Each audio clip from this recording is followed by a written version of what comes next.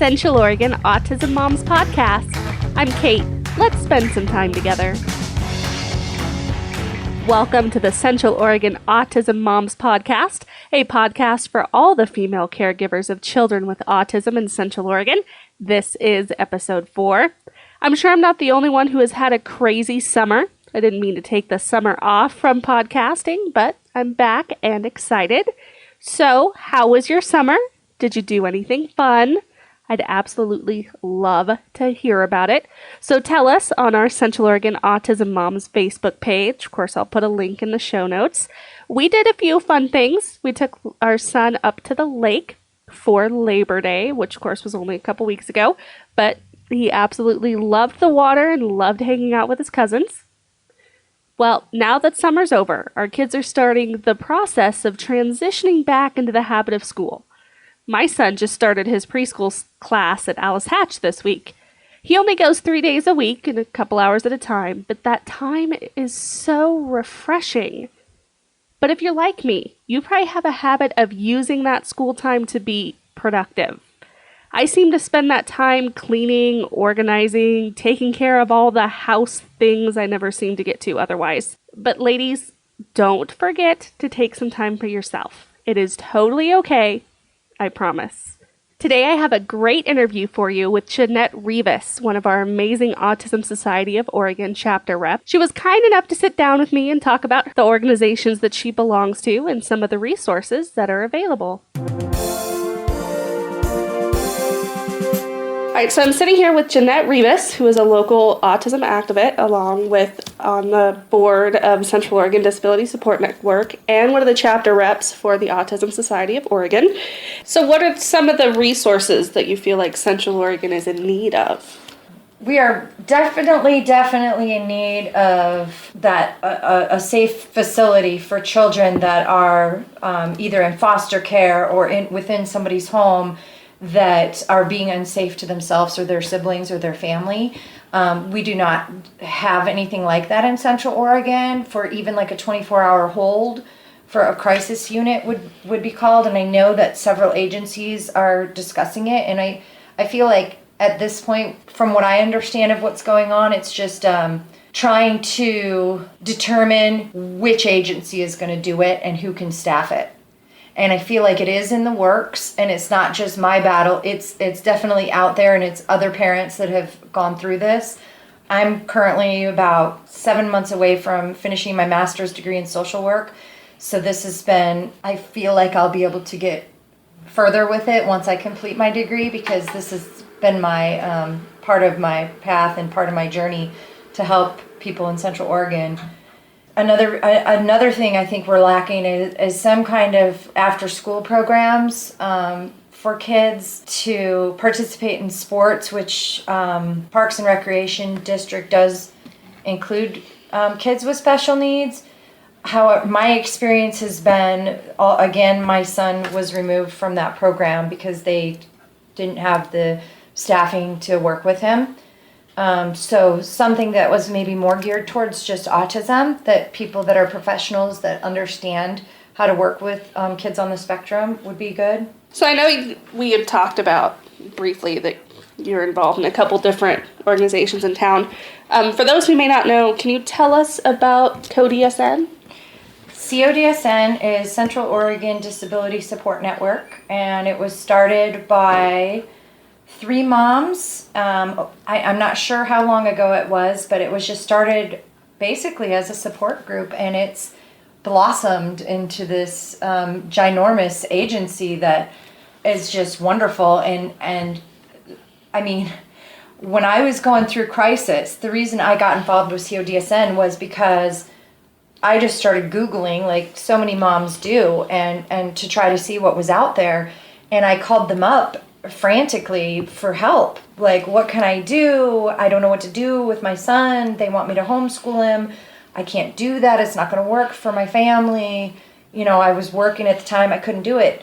And CODSN provided me calm, basically, when I was not calm, when I was frantic, when I didn't know what to do. They helped me.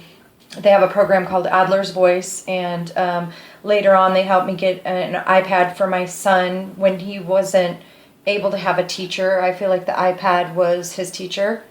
He is verbal, but he has speech processing and language difficulties, and that iPad really helped him when he didn't want to be around people. It really helped him to get the education that he needed because he was being excluded from the educational system. So CODSN, I'm very passionate about because they were so compassionate with me when I needed them. And that's, they do, I believe it started out, it may have just started out with people with Down syndrome, but now it's cross disabilities is what they call it. And they are basically the crux of resources for anyone with special needs in their family. That's the go-to agency in Central Oregon to call, really, for help. And so if someone is looking for that kind of help, how would they get in touch with the Central Oregon Disability Support Network? I would just get on the internet and I think it's codsn.org, and go on the website or get the phone number. I don't have it off the top of my head. And just call Diana or Stephanie, and they'll refer you wherever you need to go. She's so linked in politically with Salem and with Portland, and she goes to numerous trainings, and they have a book lending library for people if you've just newly received any kind of diagnosis. They will refer you for respite care. They'll refer you, they do events that are geared towards people with disabilities. I mean, I know some that we've talked about are toilet training for people that are having problems with toilet training with their kids. I think we just really, my part on CODSN is we really listen to what people want and what people need, which really seems to be respite care. And we've talked about, we just throw different ideas out on the table, like respite care training. Since we don't have enough respite providers, maybe we can get some kind of training for people to become respite providers. So we really brainstorm, on a broad level what the community needs. And if someone wanted to get involved and volunteer or help with CODSN, how would they go about that? They can attend the board meetings, which are the first Thursday of every month, I believe. Don't quote me on that, which you already just did, because I'm being recorded. Anybody can attend the board meetings. Like I said, everything is posted on the website. There's always need for volunteers with events and whatnot, I'm sure. And I would just say just attend the board meetings and learn about it and see what's going on. Awesome. It's the best way to get linked in. So we'll switch gears slightly because you are also a chapter rep for the Autism Society of Oregon. Yeah. So we'll start with, what is the ASL? Autism Society of Oregon is newer to me, but it's something that I'm also really passionate about. It's also started by a mom over in Portland. Her name is Toby, and she is amazing. And she just started out local over in Portland, and it's spread out all over the state of Oregon now. There's chapter reps all over the state. I recently just went to a meeting in Portland and got to meet all the other chapter reps and see kind of what they have going on in every part of the state, which is really cool. And there's walkathons, and there's just numerous events and outreach from so many volunteers. It's really awesome. So Autism Society of Central Oregon, there's 3 chapter reps. And as far as I know, now I've also just recently seen that I think there's some more that we may not know of that may have volunteered before, and we just haven't brought them into the loop. So anybody can volunteer, and we're always open for ideas. And really, that's about it. Is we get together, and right now we're working on collaborating with CODSN for the sensory movie night that they're having at the Old Mill. And ASO is going to provide the sensory items as well as gluten-free snacks at the movie.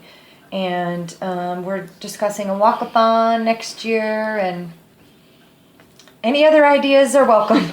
I would love to see a mom's pampering night, which when I get more time of trying to coordinate that as well, I thought would be really cool to go in and take over a day spa. Yeah. Wouldn't that be nice? It'd be kind of cool to combine that maybe with the Autism Moms group that we currently have going. And also one other thing I should say about ASO is there's a really great program that's called Take a Break. And if anybody wants to contact us for that, we can get vouchers for Take a Break. And what that is you will get a certain amount of money for a movie and to go out to dinner. And 5 hours worth, I believe it's 5 hours. It could be 2 to 5, I think, for babysitting, and ASO will pay for that. And you choose your provider, and they'll get paid by ASO for you to go out and have a movie and a dinner. Well, that sounds like a fun night. Yeah, so if anybody's interested in that, contact one of the chapter reps. And if someone wanted to volunteer with ASO or get involved in that respect, how would they go about that? Same thing. I think we have a Facebook page, we have the Central Oregon Moms group, and then the online group that will give you all that information at the end of this interview. And I think we are always open to volunteers. We don't have too much going on, but I'm sure we'll need some volunteers for that walkathon next year. Absolutely. So I know we touched briefly on some of the services that ASO provides, like the Take a Break program. What services are out there that parents might not know about? A lot of parents, I feel, don't know about. A lot of parents do, and a lot of people don't. A lot of people don't know about Juniper Ridge Pediatric Clinic. There's also a new clinic here in town called the Petal Clinic. And I've also recently found out that and this is strictly for kids on the spectrum, that St. Charles is offering services there. Parenting classes for challenging behaviors. So I'm not sure that people know about those resources that I've been linked into. Maybe people don't know about ASO. Maybe people don't know about the support groups. It's hard to say. There's a group called...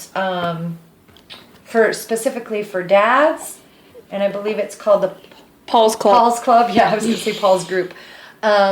There's a Latino support group that meets up in Redmond. There's also a peer autism group that is in Redmond.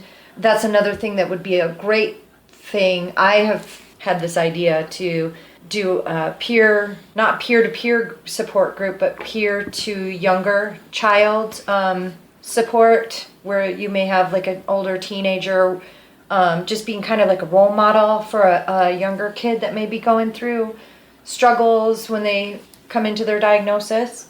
So that's something that I would love to hear, if anybody has any resources to start that.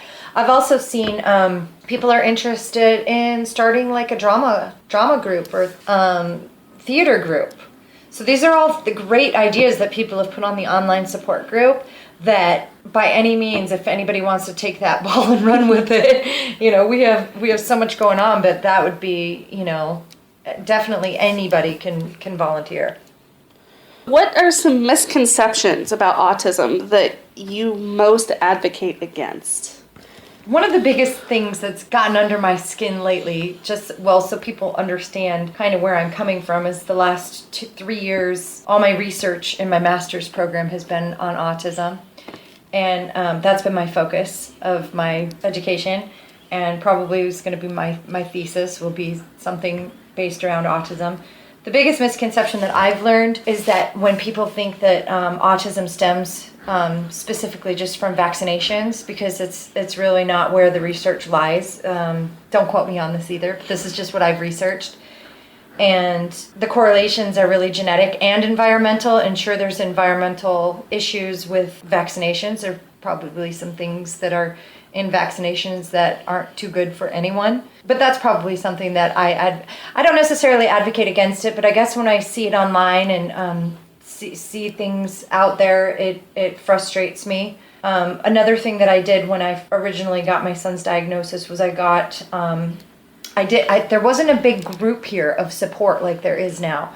So I wanted to reach out nationally, and I got onto Twitter, which I thought, well, there's people from all over the place on Twitter more so than Facebook. And so I linked in I actually have some pretty heavy hitters in autism that are on my Twitter now. And I've talked to Jenny McCarthy and Holly Robinson Pete and some other big advocates on the national level. So that's been really exciting to me. And that's something that I always go to bat for Jenny McCarthy, because she gets a really, really bad rap. She is not a bad person, and she gets a really bad rap. And I don't know her personally. Maybe our paths will cross someday. I don't know. But the whole vaccination thing, I think she was just a mommy warrior like all of us are. And this is what she researched. This is what she found. And because she's a celebrity, this is how it went down. And then people are really hating on her now and saying this isn't what it is. And, you're stupid and all this other stuff. So that's just my, I have a platform on Twitter as well where I've reached out. And actually people have reached out to me from all over the country. So it's kind of interesting, because all I am is just another mom that's gone through the same process as everybody else. But because I looked to reach out farther than Central Oregon and really soak in information about what services do other states have, what is going on in the rest of the country, why are we where we are, and why are we still so far behind? That's the question that I will continue to advocate for, is if they have these resources everywhere else, why not here? Why did they not have it here and they have it in Portland? Why did they have it in Eugene? Why do they have it in Salem? And why not here? Makes no sense to me. So these are things that that bother me, that I advocate for. So if someone wanted to plug into your Twitter, how would they find you there? It's MSW and then an underscore fabulous. And it's funny because I have a lot of authors, and I have, I don't know if you've heard of the Dr. Amen in Washington. He follows me on Twitter. So it's like kind of cool if people do have questions from these, and it's hit or miss if these people will actually talk to me. But sometimes I do have a lot of physicians and a lot of doctors that are national level and sometimes international, that for some reason when you put on there that you're involved with autism, you will automatically get lots and lots of authors and physicians and neurologists, and so it's kind of cool. It's just kind of another thing other than Facebook to gather information and a way to connect with people outside of Central Oregon. So how has your family's journey, on the spectrum, changed your life for the better? I don't think I would be doing what I'm doing and getting my master's degree in social work if it were not for my journey that I've been through with my son. And I think it's changed it for the better, that everything that I've been through, I can then help other people to navigate the system. My hope is that good things come to other people out of it, just from the journey that I've been through. And if you could offer advice to a family who's just starting their journey, what advice would you give them? I would say a few things. I would say don't believe everything you hear, and always question the physicians. Always have a list when you go into the different therapy appointments that you're going to have and the different physician appointments that you're going to have. And don't be afraid to challenge a diagnosis. If you really have something in your gut and your instinct, you know your child better than anyone. And even though they're professionals, it's always okay to ask questions, and it's always okay to challenge them. So that's one thing. I would say this has been something that I've noticed working. I also managed a group home for folks with developmental disabilities, and I've worked in mental health for 5 years, is don't be afraid to take your child in the community. I have met so many people along my journey that literally won't take their kids to the store. They keep them home. They won't take them to church. They won't take them to a relative's house for fear that their child's going to have a tantrum. But here's what I have to say to that, is that really it's everybody else's problem. It's not your problem. If society doesn't comprehend or understand or can't walk in your shoes, you just have to put blinders on and be okay with it. Because really, your child is just a human being like everybody else. They're no different. They shouldn't be treated different. They should be treated just the same. So that would be kind of a huge thing, is the best thing for them is to be socialized with kids that are not on the spectrum or, that don't have special needs, and to be integrated in with their peers. If there's a parent out there who is feeling like they may need to advocate for their child, what advice would you give them? There's an agency called FACT, F-A-C-T, that has actually a brochure that has autism and other special needs advocates that will come to your IEP meetings. So I definitely say to look into that, and I believe CODSN has those brochures, and it's called FACT, F-A-C-T. And also I would say to look up Wright's Law, it's W-R-I-G-H-T, prior to going to your IEP. And I would also say to have a list of things before your IEP and put everything in writing. Put everything in an email. And that's my advice for that. I'm in no way, shape, or form an IEP professional. But what I have been complimented on recently at my IEPs is just really staying even keel and not getting fired up, because it really doesn't get you anywhere. As red in the face and as angry as you want to get, it does not get you anywhere. And these are people that I've dealt with, the same educators in the special programs of the Ben Lapine School District for, my son's 11, so since he was 5. And they complimented me and that I'm actually calm now. I don't get fired up. I don't get red in the face. I don't storm out, because really at the end of the day, it doesn't get you anywhere.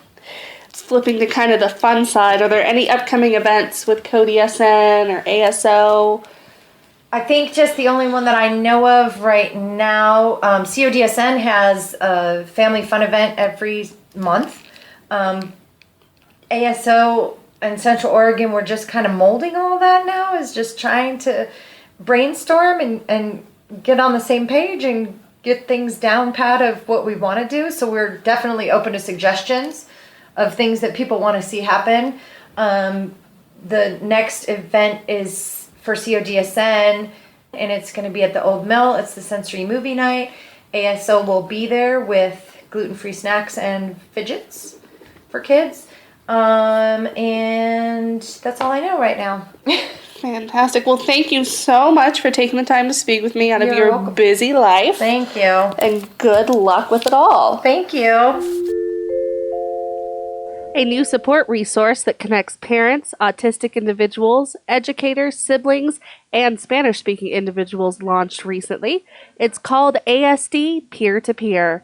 Many of us need support outside of regular business hours, which is why Peer-to-Peer was created. I can't tell you how many times I've woken up at 2 a.m. wanting to talk with someone who understands our life and speaks our language. Email is available 24/7 with no need to leave the house or sit face-to-face with someone you don't even know. If you have a question, want to hear experience, or just need to talk to someone who understands, send an email to asdpeertopeer@gmail.com. Your email will be answered within 24 to 48 hours. Remember, when you need to talk, asdpeertopeer@gmail.com.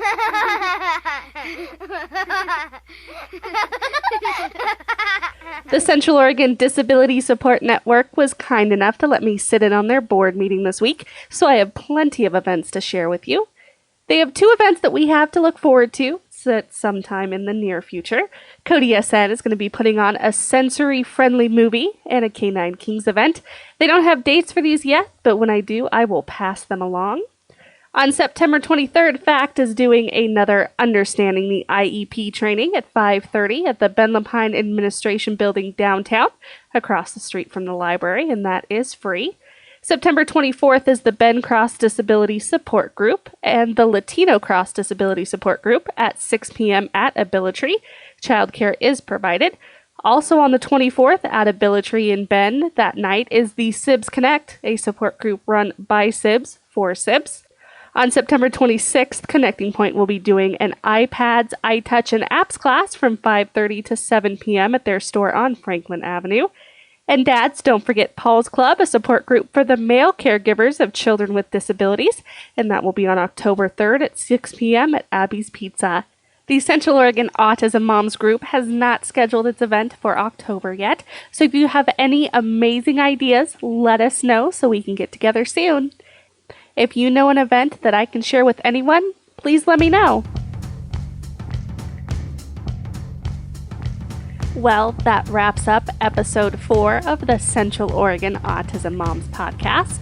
I want to thank Jeanette again for spending some time with me and sharing her story. You really are an amazing mom and a great example of the good that can come from advocating for your child. If you're interested in participating in the podcast, please let me know. I'm always looking for new guests, and I would love to interview you. Now, this coming week, don't forget to take some time for you. As always, there will be links to everything we've talked about in the show notes at coampodcast.blogspot.com.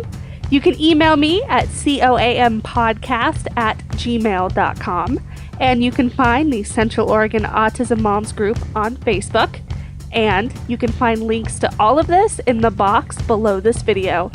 The music for this podcast was I Wanna Holla, But the Town's Too Small by the Detroit Cobras, and brought to us courtesy of freemusicarchive.org.